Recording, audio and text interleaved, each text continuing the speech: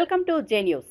శ్రీకాకుళం జిల్లా Etcherla police station పరిధిలో మృతుడైన బోర ఈశ్వర్రావు యొక్క శవం తేదీ 15/12/2024న అనుమానాస్పద స్థితిలో కనిపించినందున మొదటగా ఈ కేసును అనుమానాస్పద మృతి కేసుగా ఎచ్చెర్ల పోలీస్ స్టేషన్లో నమోదు చేసి ఎచ్చెర్ల ఎస్ఐ సందీప్ దర్యాప్తు చేశారు. పోస్ట్ మార్టం నివేదిక మేరకు మృతుడిని ఎవరో తీవ్రంగా కొట్టి మెడ నొక్కి చంపినట్లు తెలియజేశారు.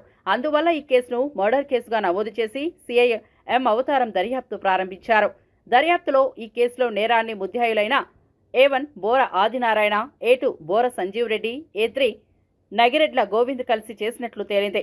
A1 బోర ఆదినారాయణ కుమారుడు బోర సాయి గిరిధర్ రెడ్డి జ్వరంతో బాధపడి 2024 జూలైలో 11 లక్షలు ఖర్చు చేసినప్పటికీ బతకలేకపోయాడని, దానికి కారణం ఈ కేసులో మృతుడైన బోర ఈశ్వర్రావు చిల్లంగి పెట్టడమేనని ముద్దాయిలు గట్టిగా నమ్మారు. అందుకని అతన్ని ఎలాగైనా చంపాలని నిర్ణయించుకుని అతనిని కొట్టి పురుగుల మందు తాగించి మెడ చుట్టూ తువ్వాలు చుట్టి బిగించి చంపినట్లు దర్యాప్తులో తేలింది. కావున సిఐ ముగ్గురు ముద్దాయిలను అదుపులోకి తీసుకుని రిమాండ్కు తరలించారు.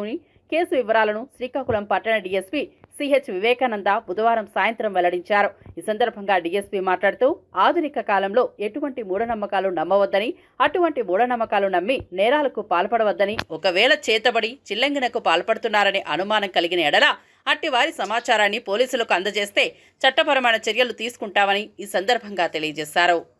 12/2024 బోర ఈశ్వర్రావు అతని అజ్రా విలేజ్ ఎచ్చెర్ల మండలం.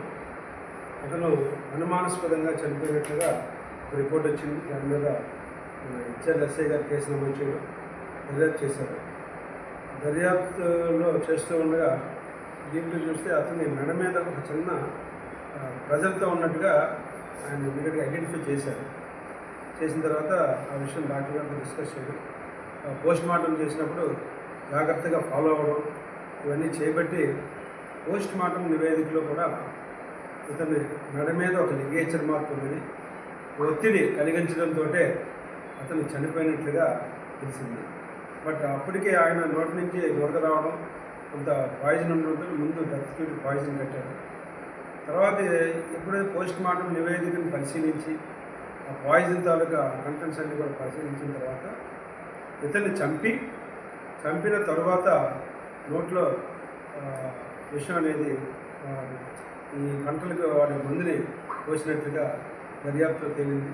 ఇమీడియట్గా ఈ పోస్ట్ మార్టం నివేదిక ప్రకారం సిఐ అవతారం గారు దర్యాప్తు స్వీకరించి 194 BNS నుంచి ఉన్నటువంటి ఆ కేసుని మర్డర్ కేసుగా దాన్ని ఆల్టర్ చేయడం, దర్యాప్తు చేయడం, ఇమీడియట్గా అనుమానితులైనటువంటి బోర ఆదినారాయణ, బోర సంజీవ్ రెడ్డి, అలాగే నడిగట్ల గోవింద్ వీళ్ళ ముగ్గురిని అదుపులోకి తీసుకుని పూర్తి స్థాయిలో విచారణ చేస్తే ఈ యొక్క చనిపోయిన ఈ బోర ఈశ్వర్రావు ఆ ఊళ్ళో చిల్లంగి పెట్టే అలవాటు ఉందని, ఆయన చిల్లంగి చెడుపు పెట్టడం మూలంగా చాలామంది మరణాలు చెందినట్లుగా, అదే కోవలో ఈ యొక్క బోర ఆదినారాయణ తాలూకా కొడుకు కూడా 23 సంవత్సరాలు వయసున్నట్లు కూడా ఇతను తగ్గించవద్దని మేము ఈ రోజున శ్రీకాకుళం పోలీస్ యంత్రాంగం తరఫున ప్రజలందరూ కూడా తెలియజేస్తున్నాం.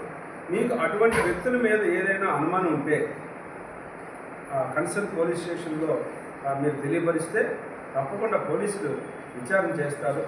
దాని మీద మీకు పూర్తి సంగ్రహమైనటువంటి సమాచారం కూడా మీకు ఇస్తారు. కాబట్టి ప్రజలు ఈ యొక్క చెడుపు చిల్లంగిని నమ్మవద్దని శ్రీకాకుళం జిల్లా పోలీస్ యంత్రాంగం తరఫున తెలియజేస్తారు.